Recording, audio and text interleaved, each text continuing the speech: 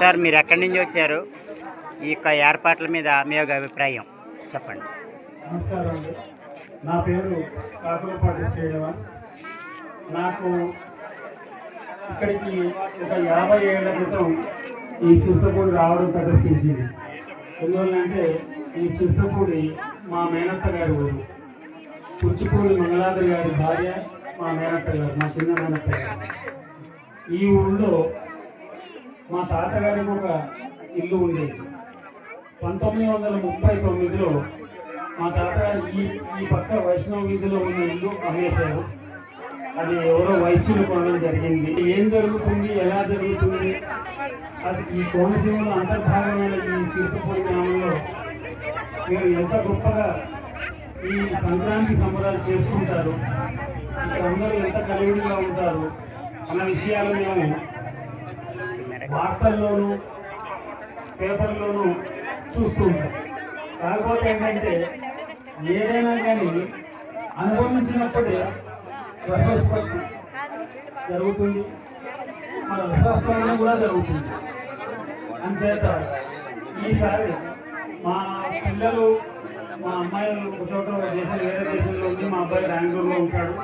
కాబట్టి ఇప్పుడు నేను రిటైర్ అయ్యాను, మా ఆయన రిటైర్ అయ్యింది. కాబట్టి ఇక్కడికి మా బంధువులందరినీ ఒక విధంగా ఈ వంకతో పలకరించి మిమ్మల్ని అందరినీ ఒకసారి చూసి ఈ పలకరించిన తర్వాత ఈ పండుగతో మీ అందరితో కలిసి పులకరించి వెళ్దామని వచ్చాము.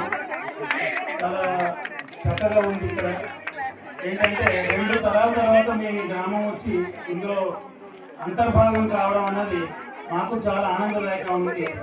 మాకు ఈ అవకాశం ఇచ్చిన మీ అందరికీ కూడా మా ధన్యవాదాలు.